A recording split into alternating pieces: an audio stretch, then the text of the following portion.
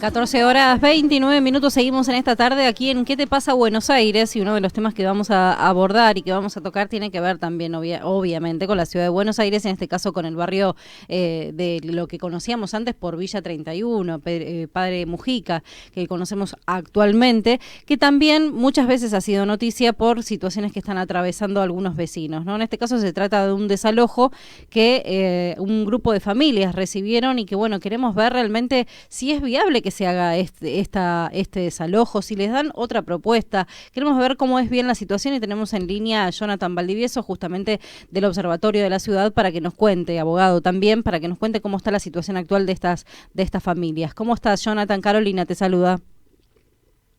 ¿Qué tal? Buenas tardes, gracias por la invitación.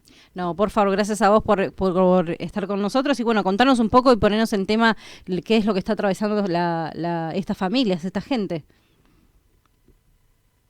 Bueno, hace un par de semanas el gobierno, mejor dicho, hace bastante meses que el gobierno viene insistiendo con la relocalización de varios hogares de estas familias, con la excusa de que viven debajo de la autopista Uh-huh. en el barrio Carlos Mujica, ¿no? Una Villa 31. Allí atraviesa justo la autopista Ilia.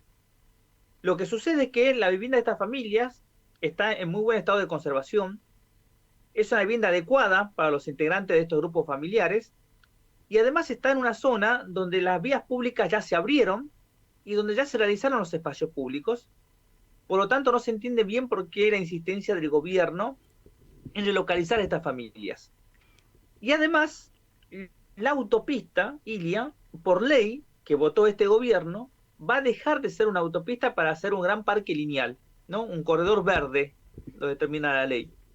Y a raíz de eso, el gobierno ya comenzó la construcción de una nueva traza de la autopista Ilia, que ya no pasaría por el barrio Carlos Mujica, sino que pasaría por afuera y conectaría directamente con la avenida Libertador.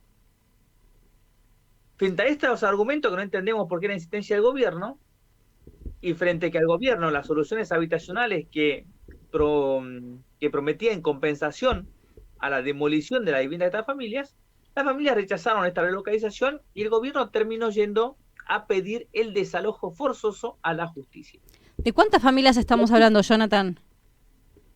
En principio estamos hablando de 4 familias, Uh-huh. que son las primeras citadas, ¿no? Pero son muchas más. En todo caso, las que de avanzar el desalojo de estas familias avanzarían con el resto de las familias. Okay. Hay un gran tema que en los procesos de urbanización de las villas existen 3 leyes, 2 leyes de la ciudad y una ley a nivel nacional, que prohíben tanto al Poder Ejecutivo como a la justicia ordenar desalojos forzosos.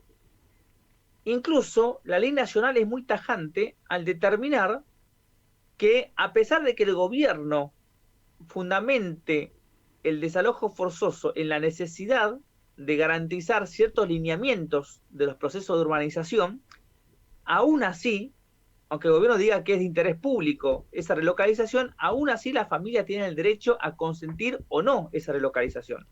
Claro. Y si consienten esa relocalización, tiene el derecho a consentir o no la propuesta de solución habitacional definitiva del gobierno.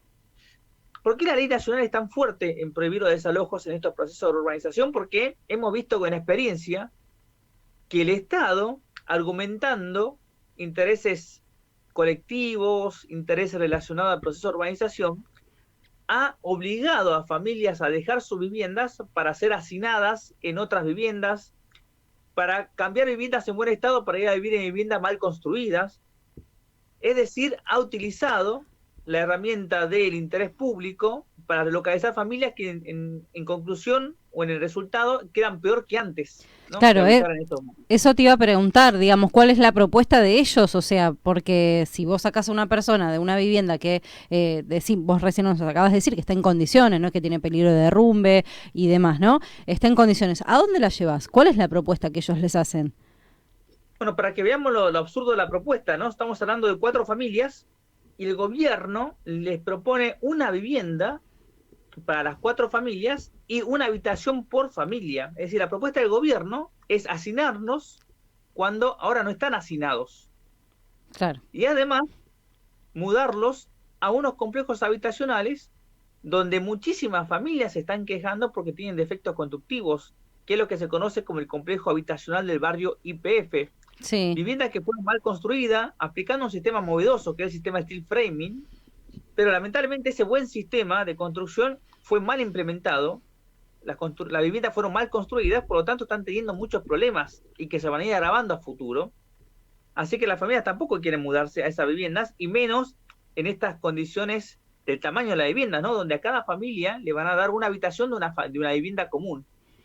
Por qué lo increíble. tanto, el gobierno también no está otorgando ni siquiera una solución alternativa acorde a lo que establece la ley, pero decidió, ¿no?, empezar a presionar a las familias, empezar a generar miedo, amenaza de por medio, para que las familias acepten voluntariamente esta relocalización. Como no lo hicieron, están acudiendo a la justicia para solicitar el desalojo forzoso. Increíble que sigan utilizando estos métodos. Tiene que ver leía por ahí un poco y digo, no puedo leer esto, ¿no? De que justamente Retiro fue una de las zonas donde menos votos tuvo la reta, ¿no? O sea, igual hoy todo es político, entiendo, ¿no? Bueno, también hay otros dos temas ahí para abordar esta situación. Por una parte, sabemos que la ciudad de Buenos Aires tiene una crisis habitacional Sí, histórica, ¿no? Estamos sí, muy mal, estamos en una situación dramática. Y el gobierno, con cierto capricho, quiere demoler viviendas que ya garantizan una solución habitacional a muchas familias, cuando debería estar viendo que esas futuras viviendas que le va a otorgar a estas familias que ya tienen vivienda, podían otorgárselas a otras personas que no tienen vivienda claro. actualmente, ¿no? Entonces el gobierno va a demoler viviendas en perfecto estado cuando la situación de Buenos Aires es una situación dramática de falta de viviendas, más cuando el Estado no tiene ni siquiera viviendas sociales.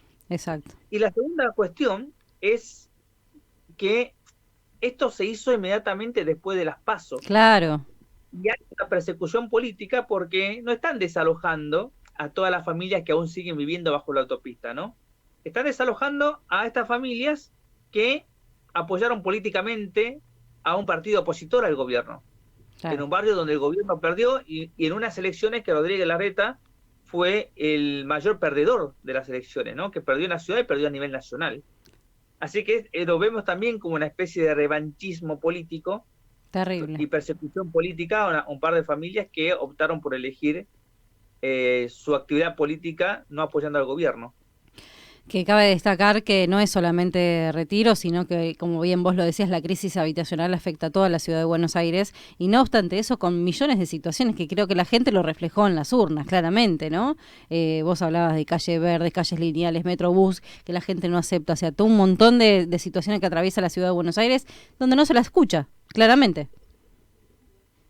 Bueno, nos consideramos que parte de la derrota de Larreta y de su candidato, que era Lustó, Ujú. se debe justamente que en la ciudad de Buenos Aires las distintas decisiones de políticas urbanas y de planificación han afectado a la mayoría de la población. Sí, Actualmente tenemos muchísimos barrios que se están organizando y resistiendo a la implementación del código urbanístico, que es la planificación de la ciudad de Buenos Aires, porque está destruyendo los barrios, está haciendo colapsar los servicios públicos, está generando una alimentación de especulación inmobiliaria que jamás se ha visto, porque la ciudad se construye como nunca, pero esas construcciones no se ven reflejadas en que la población y la clase media tiene mayor acceso a las viviendas. Al contrario, ¿no? Se construyen viviendas suntuosas, sí. viviendas que no se investiga, y la mayoría están sirviendo para lavar dinero, en algunos casos blanquear dinero de forma legal, que son los blanqueos que se autorizaron en el Congreso, pero en muchísimos casos blanquear dinero de manera ilegal Ujú. o de origen ilegal. Y eso también se nota porque en las construcciones que quedan ociosas, uno diría: ¿quién construye o quién compra una vivienda para que quede ociosa, ¿no? ¿Cuál es el negocio? Bueno, si el negocio principal es utilizar esas construcciones como reserva de valor o para blanquear dinero, obviamente es muy secundario que tengan un uso particular residencial. Por eso también vemos la gran cantidad de viviendas ociosas, aproximadamente 200.000 viviendas ociosas, en un contexto donde no se para de construir en la ciudad. Sí, Y sí. esto no está mitigando la crisis habitacional que tenemos, sino que la está empeorando, ¿no? Bueno, todas esas cuestiones que derivan de las políticas urbanas, que derivan de lo que el gobierno, cómo alimenta y consolida la especulación inmobiliaria, ha sido parte de los fundamentos o que explican la derrota de Larreta en la ciudad. Exacto. Creo que todo tiene que ver. Ahora, ¿cómo sigue el reclamo de estas familias, Jonathan? Bueno, nosotros en la justicia nos hemos opuesto, hemos argumentado, ¿no?, que están prohibidos los desalojos, incluso a nivel judicial. Así que estamos esperando que la justicia no decida no avanzar con estas causas judiciales. O sea, y existe la posibilidad de que los dejen ahí vivir, digamos, ¿no? O sea, o hay algún artilugio que puedan utilizar ellos, digamos, como para decir, bueno, no, se tienen que ir porque hay peligro, porque están ocupando un lugar que no corresponde. Vos como abogado, digamos, ¿cómo Bueno, lo hasta ves? ahora, a muchísimas familias que fueron localizadas bajo autopista que no querían hacerlo, lamentablemente utilizan las amenazas, utilizan la violencia, le cortan los servicios, Terrible. los amenazan con quitarle a los hijos, a las hijas, ¿no? El gobierno funciona de una forma muy extorsionadora y muy violenta con las familias. Y ahora Increíble. tampoco se entiende algo que es muy particular. Las tierras del barrio Carlos Mujica de la Villa 31, que habían sido transferidas por Mauricio Macri cuando era presidente de la ciudad, Rodríguez Larreta las devolvió a nivel nacional, ¿no? Las devolvió la propiedad a Estado-Nación. Así que tampoco se entiende ahora si la ciudad no es la propietaria de esas tierras, con qué legitimidad va a pedir el desalojo de tierras que no son propias. Claro.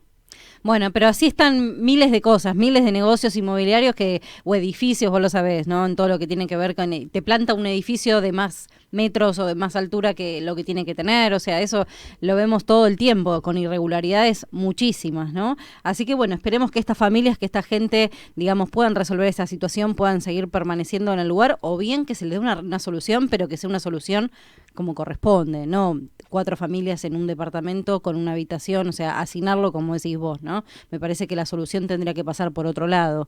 Aún todos los barrios del barrio IPF y demás que tengo conocimiento de gente que vive ahí, que es verdad, tiene un montón de pérdidas, tienen cuestiones con la lluvia también, bueno, un montón de problemas porque realmente fue todo muy lindo cuando se inauguró, pero realmente igual fue una construcción también en tiempo récord, ¿no?